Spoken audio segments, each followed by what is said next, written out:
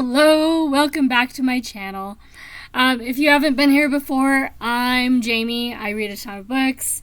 And yeah, it's been 2 weeks since the month began. It's actually the 16th now, technically, but 2 weeks in a day and about an hour and a half. So yeah, I finished a couple books this month, so it's time to do a wrap up for the first 2 weeks of the month. We are in September. Shorty September is going on. I'm kind of sort of keeping it in mind. And I'm also in Mystic Readathon as a participant only in the Hybrids team, run by Brooklyn and Dee Dee. The readathon itself is the creation of Nell. And this is her second year doing it, and I will leave a link for the readathon in the description. I think it's too late to join the team at this point, pretty sure. So, yeah, if you haven't joined, put it on your list of readathons to try for next year, because it's fun. Yeah, it's competitive, based around the Vampire Diaries, I believe. Obviously, I'm not one of the participants who joined because of the vampire thing. I joined because it's a competitive readathon, all my friends are doing it, and yeah. I've seen bits and pieces, I think, of the series. I've certainly seen the clips that are incorporated into the readathon. That's about it, though. Yeah, not a huge surprise. I actually still don't have a streaming video service, so I don't watch a lot of stuff. Yeah. That said, yeah, it's a fun readathon. You don't have to be into the show to do the readathon. The announcement video makes that clear, and I'm one of the ones that takes that to heart. Anyway, back to focus. Oh my goodness, focus. So I was gonna do a TBR video, and obviously I haven't, or you'd have seen it by now. 'Cause I didn't exactly burn out after last month. Arc August was great. Our team won. Yay. We beat the Sharks by a bit. So that was nice. But I didn't really want to just dive into a new set of books that I was going to have to stick to. 'Cause the one big thing about Arc August for me was all of a sudden I was limiting my reading to almost entirely just one category, the arcs in my NetGalley. And I managed to keep to that list almost entirely. I finished The South by Tash Ah, which is on one of the reading, oh my gosh, words. It's on one of the long lists for one of the awards this year. So I listened to that one as an audiobook from the library. All the rest of the books that I finished in August were from NetGalley. And I'm not used to having that restricted a palette for my reading. Granted, my collection of arcs is extensive. Still is.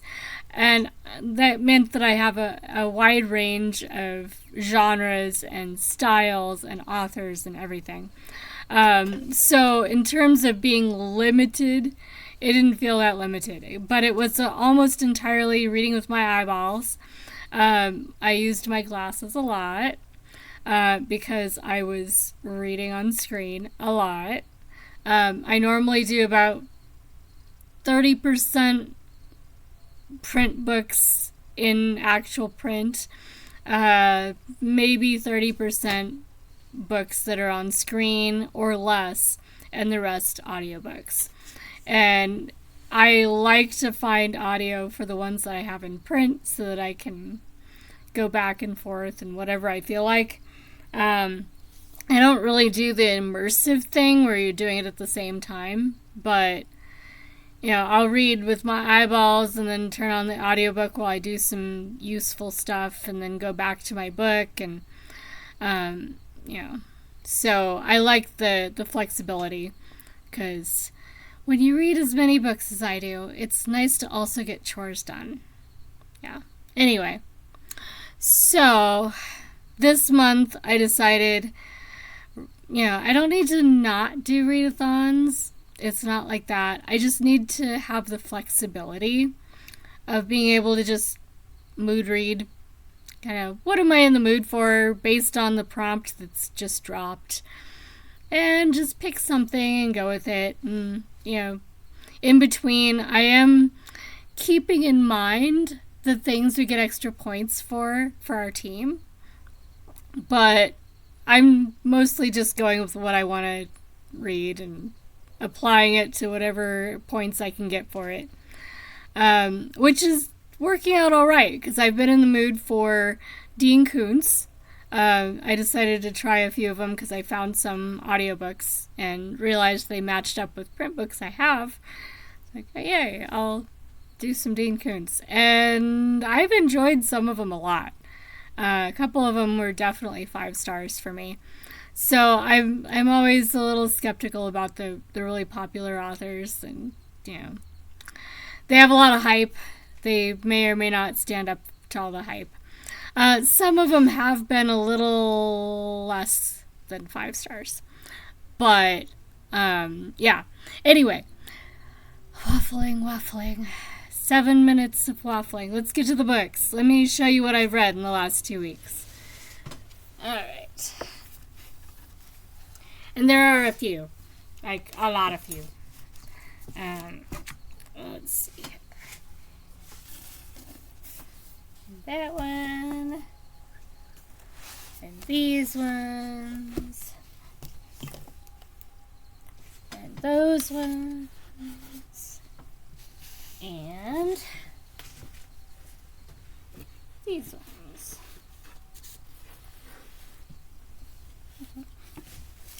So these are almost all the Dean Koontz books I finished so far this month. Along with this one and this one. So, let's see. Stack them all up together. That one on top so it doesn't fall off.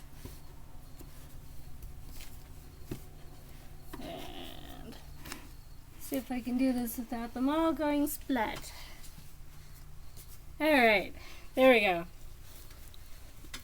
The Dean Koontz books I have finished so far in September. Yeah.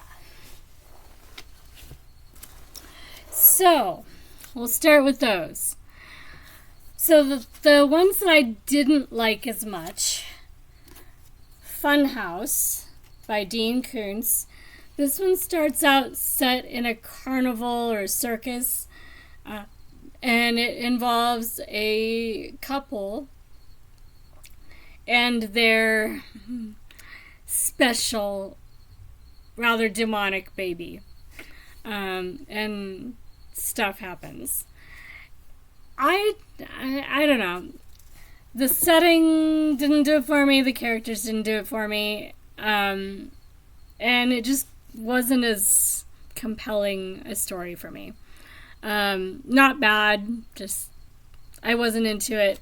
Maybe if I'd read it in a different order, I don't know. It wasn't my thing, so kind of a 3.75 to 4 stars. Then The House of Thunder was about a 4 star. This one is... Okay, I had finished a John le Carré book, and then this one, which might have helped. I figured out most of what was going on in this book in like the first scene. So, in that sense, I enjoyed it because I was right. And if I hadn't already had Le Carré's book in my brain when I started this book, I might have not thought in that direction. But I did. I was right. It starts out with a woman who's woken up in a hospital ward with amnesia. She doesn't know who she is, although she kind of remembers her name, but initially she doesn't even remember that. She doesn't really remember where she is or how she got there or what her job is or where she lives or anything. And she's... she wakes up to a doctor checking on her who has a weird accent. And then when she wakes up again, it's a different doctor with an American accent. And he's kind of cute. And it goes on from there. And I don't know what I was picking up on because that by itself, it worked. But yeah, I won't say much more about it because the twist is a fun twist. It's just, yeah, by the time it happened, I wasn't surprised. I found the characters a little annoying, but it works. I found the female character especially inconsistent in obnoxious ways. But, yeah. She's supposed to be a physicist. And we know that pretty early on. And she's very rational, very straightforward. And I've noticed this in a few Kuntz books now. There's kind of a theme of autistic type people. And this is way before they really were talking about women with autism and what that looks like and all that. So I'm curious about Kuntz's ideas about autism and about women with autism and what that's supposed to look like. Because there seems to be characters with these traits a lot. And then there are some characters that have autism. And while they're not necessarily perfectly portrayed, they're plausible. And, like, some people on the spectrum are like that. And it's not terrible. And if it was implied that all autistic people were like that, that would be a problem. But I don't get the impression that he's doing that. So I'm keeping an open mind about Kuntz and autism. But I am watching for that in future books just to see what he's doing with that. Because it was interesting when it was one book and now it's been several. And yeah. Anyway, but I got the impression that she nowadays would be considered to be on the spectrum. But, you know, very functional, very practical, and very good physicist. So some of her behaviors later on in the book really bugged me. But it worked. It was okay. I just didn't like it. So anyway, this was a 4-star. But I'm still tickled that I got it right. So, yeah. Let's see. That one I liked. This one, I wanted to like it more than I did. The Face of Fear.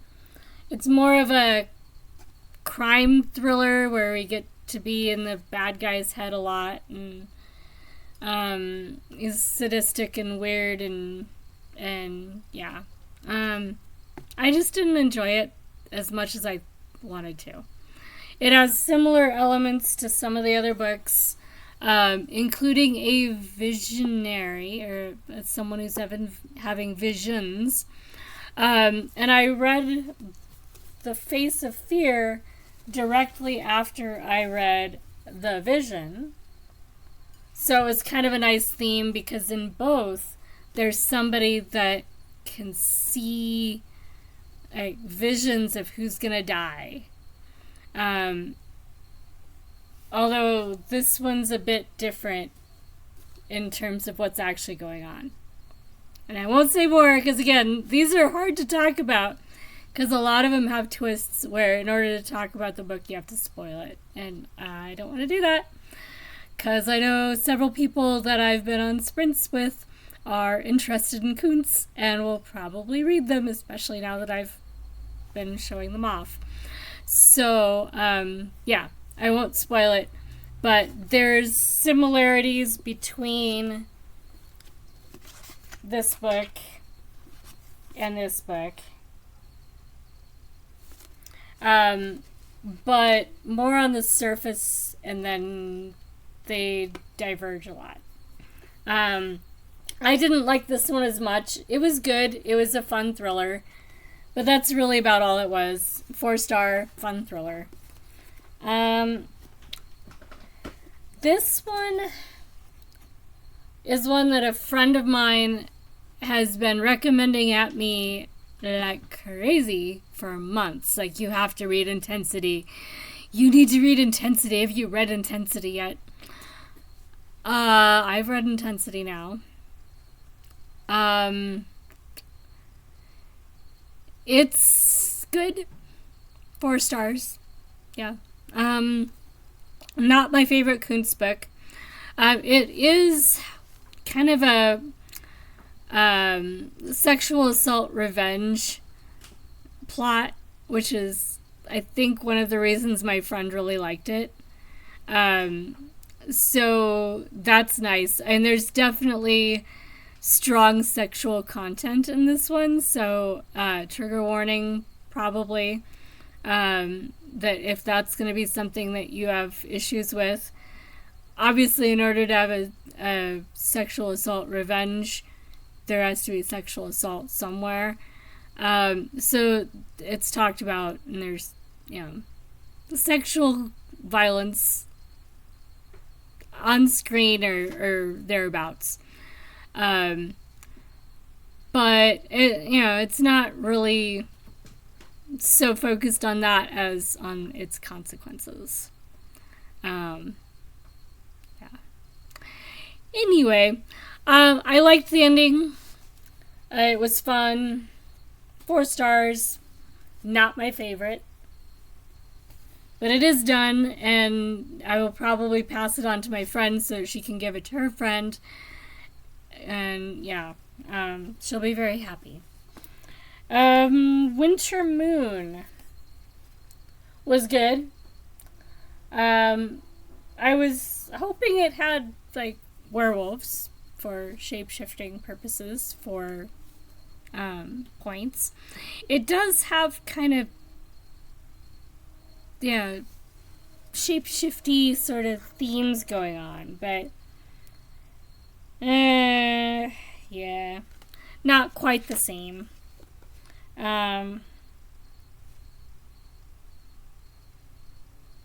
Yeah, this one's another one that I remember the pages when I opened them, like, oh yeah, that was okay, but it was just okay.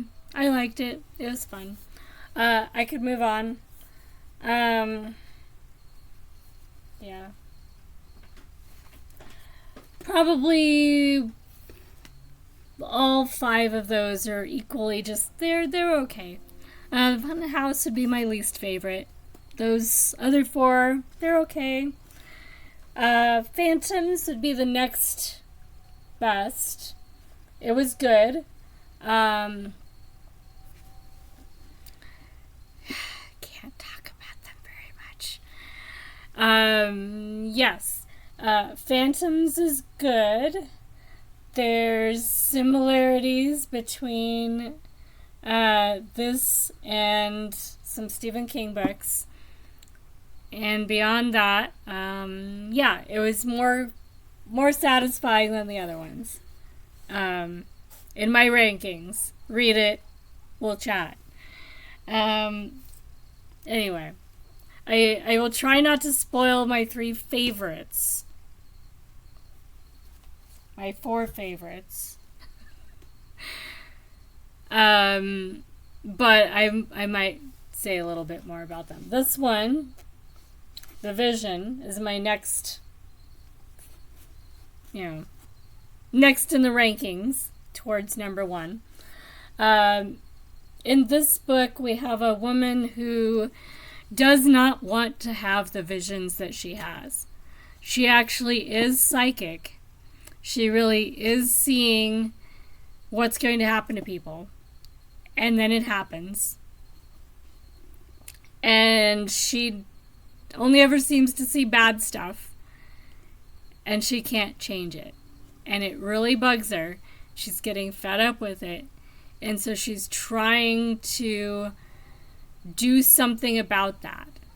So that she's not just helplessly watching all this terrible stuff happen while knowing way too much about it in advance. So it worked very well for a prompt in Mystic Readathon where somebody needed to want to live a normal life. That is this chick. It was good. I enjoyed it. Not my top 3, but my top 4. Next up was Cold Fire. This one reminded me of The Stand by Stephen King. It is light versus dark epic, but short. So obviously not The Stand. But if you liked The Stand and just thought it went on forever, this one might be fun for you. Cold Fire. I won't say more than that right now. The windmill on the cover is important. Yeah, that was fun. Lightning is my second to top book so far. In this one, let's see. There's storms. There's all the characters are experiencing different realities of what's going on. That kind of reminded me of the Doctor Who episode where they're stuck in the infinite nightmare hotel where each one of them will find their door and it opens onto their nightmare and then something bad happens to them. They die. So it kind of reminded me of that. And this one is sci-fi. By the time it resolves, this is a sci-fi novel. It takes a while to find out why it is. But it is. And it was pretty cool. Yeah. But not my favorite. So this one is missing its cover. This is 77 Shadow Street. This one is also kind of along the same lines as Lightning. I did not pick the reading order based on knowing anything about these stories, but I read this one after I read Lightning, and they are similar. Sort of. And 77 Shadow Street is science fiction. It involves time travel and nanobots and AI and yeah, it is sci-fi. Does it feel like sci-fi for the majority of the book? No. It feels like a ghost story in a haunted, really creepy, like brownstone sort of hotel condo sort of. I'm not sure exactly the layout of the building. There are some buildings in our city that I think could be similar, but it's basically like one of those multi-story kind of apartment complex sort of things, except that the units are owned like condos, or rented out to somebody, but they're owned by different people. And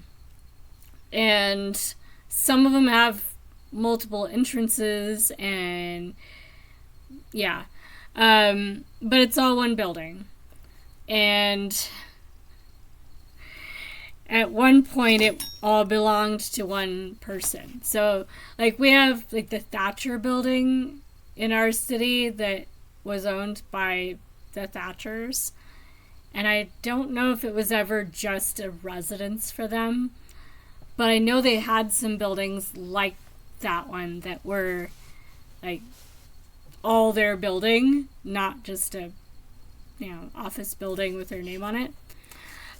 So I'm not sure exactly, but along those lines, there are buildings in European cities for sure that are like this, and I'm guessing there are some in like the Eastern Seaboard, U.S.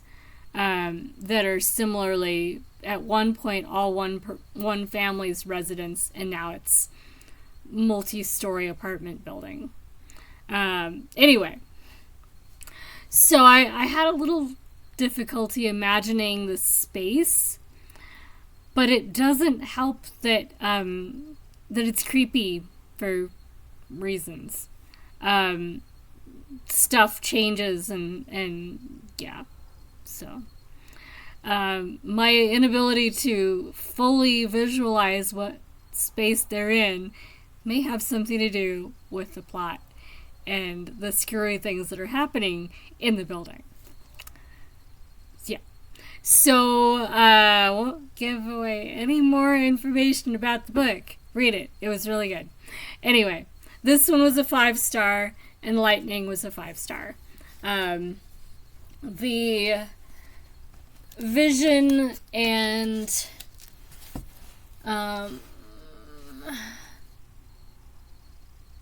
the other one, Phantoms, they were 4.75 to 5 stars, rounded to 5 stars on Goodreads. So yeah, anyway, so that's my Kuntz exploration so far, ranked somewhat. And yeah, if you haven't read Kuntz yet, they are pretty cool. They are mostly either sci-fi or supernatural or thrillers. So very similar genre range to Stephen King, but with maybe more sci-fi. Although some of Stephen King's plots also technically are a lot more sci-fi than people give them credit for. So very similar range. Kuntz tends to be shorter books and more variety in the characters. Although I did notice that, because we get extra points if the main character is BIPOC or Indigenous, I've not been claiming a lot of extra points for that from the majority of the Kuntz reading that I've been reading. There was one where the main character is a black guy, so I did have one, but most of them, that's where the diversity kind of falls off a little so far.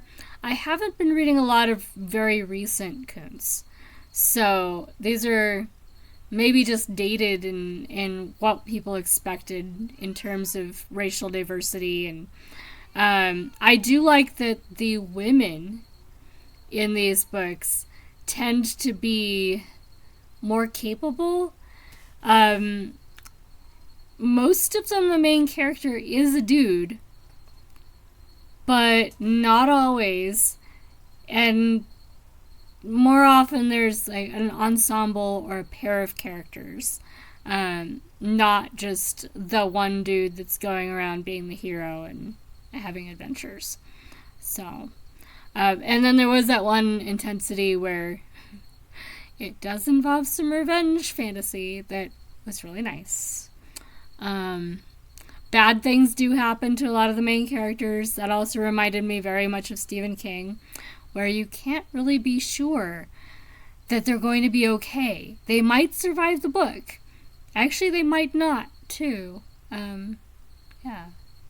So, anyway, I read more than just Kuntz, though, so far this month, keeping in mind it's still only the 16th. Yeah. Mood reading is good for me. I finish a lot of books when I'm mood reading. So another series that I've been focusing on is the Alexander McCall Smith series, the number one ladies detective agency. And I finished 4 so far this month. I kind of got distracted. So I'm on book 17, I think, right now, Precious and Grace. Yeah. So I've been going through them and trying to get caught up because I have the arc for the new one, which I think is book 25 or 26, something like that. But I have the arc for the new one on NetGalley. Since I got approved for it, it would be nice to be caught up when I read it. So, I've had these sitting around for a while. My sister and I have both been reading them. She reads them and then sends them to me. So all the ones I have, she's already read. So I'm really behind. So yeah, it's time. I need to finish these so I can give them back to her anyway. So I don't know if I'll be caught up by the end of this month, because I have been enjoying being able to get the audiobooks from the library so that I could do that, changing what format I'm in from one chapter to the next if I want to thing. And we only get like 10 Hoopla checkouts per month with our library, and I've been getting a lot of them off Hoopla and other books, and I think I have 1 checkout left on Hoopla. So I can read with my eyeballs, and I will. And I've been resisting the urge to check out more number one ladies detective agency audiobooks, because I do have the books in print for at least the next 3 or 4. I don't need to check them out. I have them.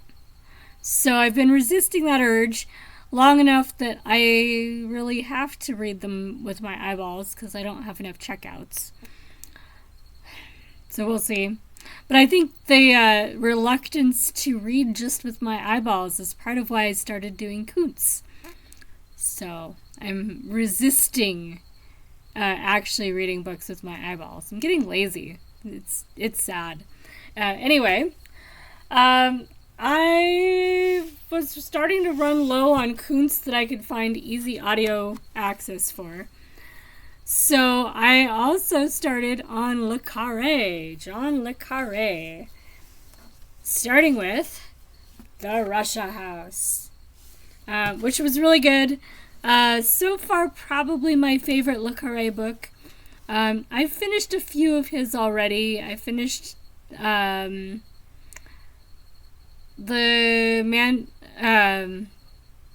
soldier. Yeah, never mind. I finished a couple Le Carré books in the past that I don't own right now because I finished them, and I will talk more about them later.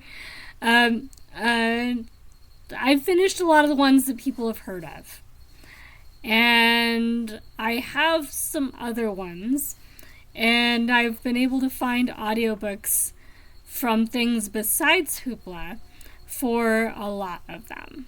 So I started with the Russia House, which was really good.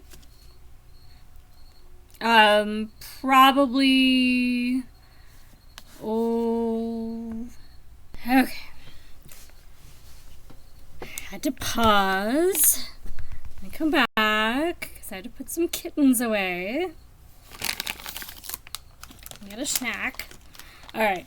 So, The Spy Who Came In From the Cold is the one that I was trying to remember by Le Carre. And then Tinker, Tailor, Soldier, Spy. Is that's the four. Anyway, those two books I finished. And they were okay. But I liked Russia House a lot more. It was funny. And there are some travel writers / journalists that talk about being in bars where all the spycraft people hang out and knowing that everybody in the room is a spy for somebody. And that was something that was joked about and referenced. You know, that idea anyway, or that experience is referenced in Russia House. Which I find really amusing as an idea. And everybody is trying to spy on everybody else, and they're all spies, and you can't trust what any one of them is saying, because they all could be just making it up. And, yeah, anyway, so it's kind of fun. So, I finished that one.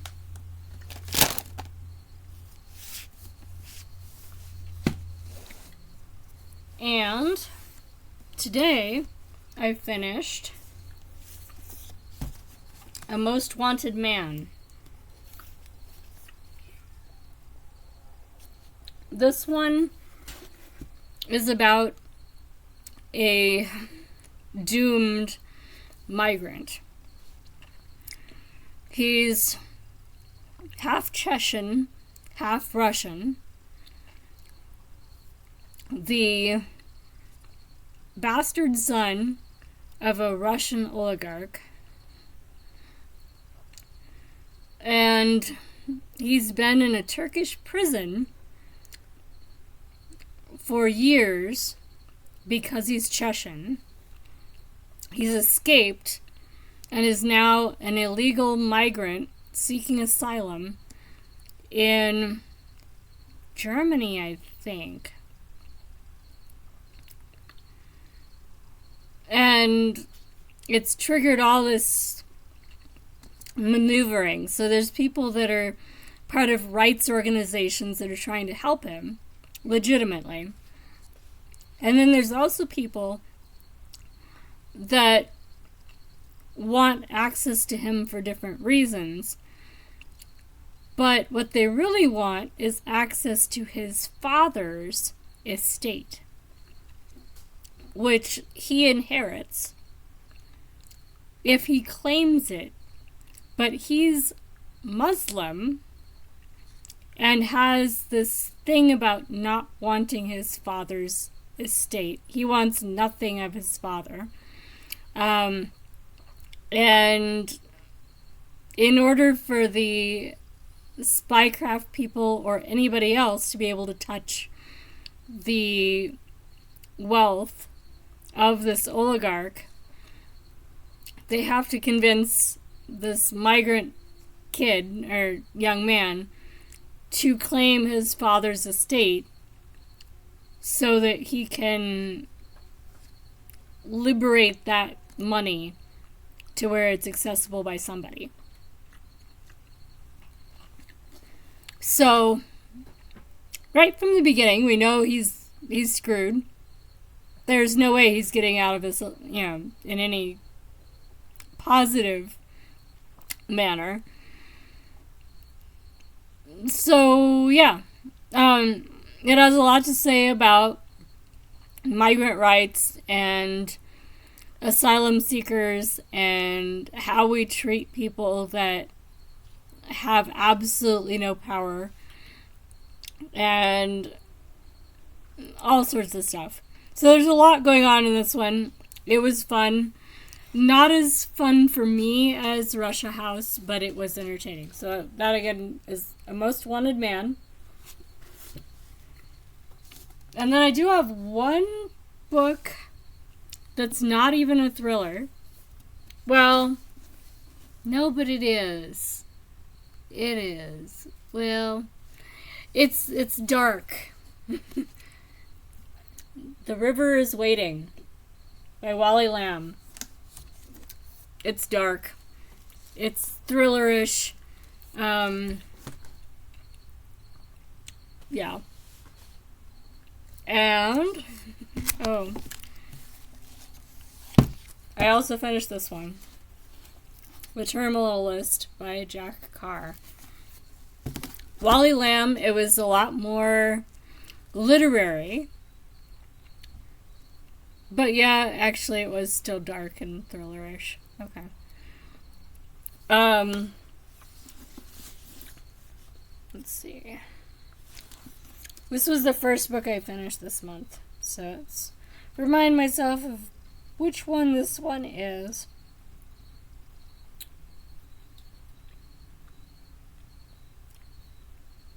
Okay. So this one's the one in which our main character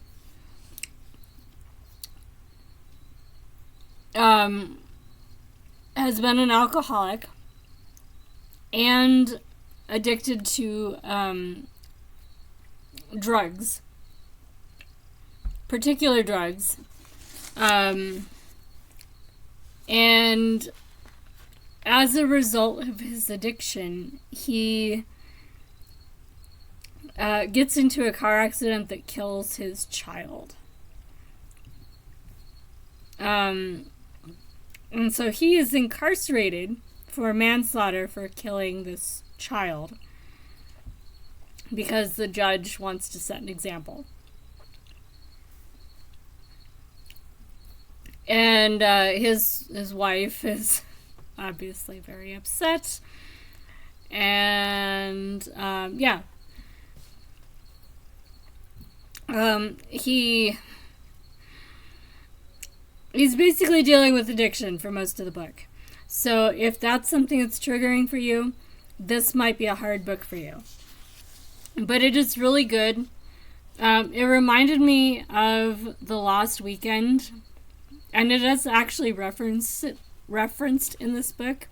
The Lost Weekend is a book that's used by AA groups. It was written kind of for that audience about what it's like to be at the lowest of the low, where you don't think that there's any hope, and then that's when you turn yourself around and figure out how to not be addicted to alcohol anymore, or at least how to not drink in excess. So this book might be similarly useful for substance abuse. It's also just literary fiction. So there's a lot going on in it. It was good. I enjoyed it. Probably 4.5 stars rounded to 5, but it's a 5-star on Goodreads. It's good. And The Terminal List by Jack Carr. This one's more of a 3 for me. I've been reading mostly thrillers and like crime fiction all month. So it makes it easier to kind of see where I'm not vibing with the book. Jack Carr's book, he's trying to be centrist, I think. In the sense of you have the MAGA on one side and the woke on the other side. And he's trying to appeal to both. I suspect this book is going to read as rather dated to any reader from like 10 or 20 years from now where those terms no longer are current. And actually, this book, he's not saying either term. He's just using phraseology that references that set of concepts. And I've not looked at when the publication date is to see how much of this is conscious.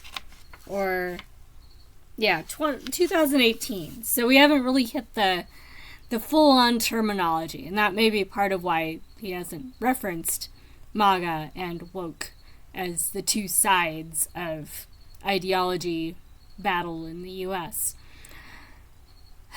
And both sides would find things to hate about this book. So, yeah. So whether I agree with the author or his character or not is not where I was having an issue. Because there are things that characters in these other thrillers believe or say or do that I don't like too. And wokeness or MAGA-ness isn't really the spectrum on which any of the other books I've read so far this month are trying to locate themselves. This book, when it gets into issues that are captured by the woke people and the MAGA people, and I'm just going to call them the woke people because when we're looking at MAGA, the opposite of MAGA, according to the MAGA people, would be the woke people. So, okay. They're both four-letter words. They're both dumb. Anyway. Yeah. I really need to read some history next. Like, history of eras in which the names of the two sides are something that doesn't seem so ridiculous. Because, yeah. Anyway. Not my aesthetic, I guess. But, tangents. We're not on tangents. We're talking about the book. Okay. So, what I find annoying with this book is that the ideologies that the character is dealing with are presented in a preachy way so that it drops you outside the plot to the character doing this is why, this thing in government should go this way kind of thing. It could be done in a way where it's more consistent with the storytelling to where it just is seamless with the rest of the plot and the character and everything. It's just not. And so it pops you out of the action into an argument that isn't really the plot, and it messes with the feel of the book. Beyond that, it was okay, and as I said, there are things that either side could find to hate about it. Yeah. So, and there's a lot going on, and I might try another one of his books. I did find some more audiobooks I can access. This is the only print book I have of his, though. And the only reason I have it is because it was going to be recycled, because it's not in great shape. It's been chewed on, and a lot of the pages are bent. So it wasn't going to be saleable at our used bookstore anyway. It was going to be recycled. I'm like, I haven't read them yet. I'll try it. So, I don't know. I might adopt some more if they show up in the recycling, but not my favorite author at this point. Yeah. So, that's what I've been reading. I'm going to try and keep this under an hour. We'll see. So I'll just show you guys real quick what I'm going to be reading. I was not going to check out books from the library because I work at a used bookstore that gets deaccessioned books from the library. And I can imagine how it might happen at some point that I forget which ones are the library books and which ones are my books, because I get so many books that at one point were library books and they're not marked in any sort of way. So, that said, we started doing our stitching group once a month at the library again, where we used to meet, instead of just meeting here at my house. So we've added another day to our schedule. So now we meet 3 times a week, or a week, 3 times a month.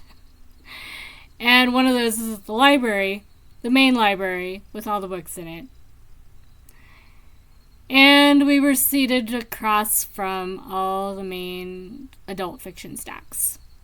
Even without them being all that full of books, they are that modern library aesthetic where the books are only fill half the shelves. So there's lots of open space. It looks empty. It looks like there's hardly any books. There are hardly any books. There's still a lot of books to choose from, and they tend to be the more recent books. So I ended up with 5 books that I did check out. They're all books that I have seen on prize lists, long lists or nominees or whatever, or they're authors that I've seen on prize lists or that I've read arcs from, in the case of one. So I got Stag Dance by Tori Peters.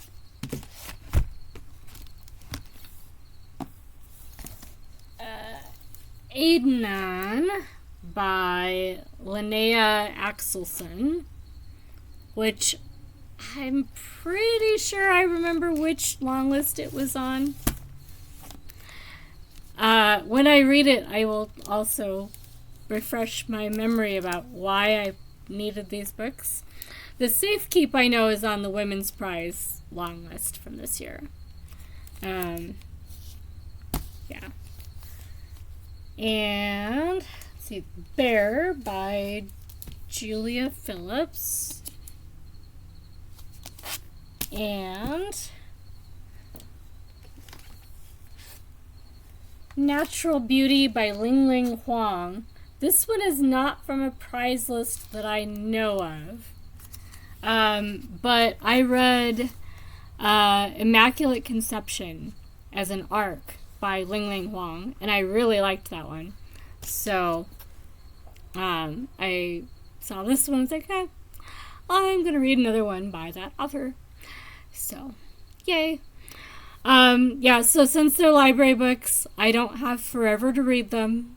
They are automatically now on my TBR, my otherwise non-existent September TBR, and I will be reading them. The Stag Dance book is a short novel and short stories, it looks like. The cover says it's a novel and short stories, and not in. So, yeah, maybe it is short stories. In any case, it reads like it's got short stories as its construction. So, I'm not very far into it, but I liked the short stories thing because it is Shorty September, and I have been trying to get myself to read more short story collections this month. Obviously, I got distracted, and I haven't done much of that yet, but by the end of the month, there may be more short story collections in my finished books. So, yeah, I'm going to wrap this up. I will do another video in maybe a week and show off what I've finished in the last week and talk about my favorites so far again. And maybe start talking about my favorites for the first half of the year and plans for what I want to finish before the end of the year. We'll see. There's also some other videos I've been thinking about.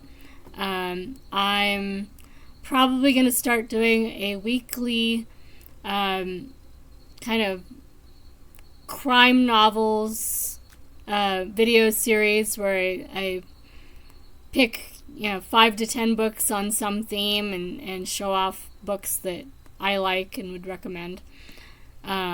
So, yeah. I haven't completely worked that up yet, but it will probably start this week. So keep an eye out for that. I'm going to get back to my book. I am currently reading and listening to Sphere by Michael Crichton. Sci-fi from 1987, and boy, does it feel old. The physics in it is not terrible, but it's dated. Yeah. Anyway, so we'll see how it's going. Right now I'm about 3.5 hours into it, and the audiobook that I have is almost 12 hours. So I'm not very far into it, but we'll see. So I'm going to get back to my book, and I will see everybody on Sprints or in the Mystic Readathon Discord or in the next video or somewhere on the internet. Talk to you later, guys. Bye!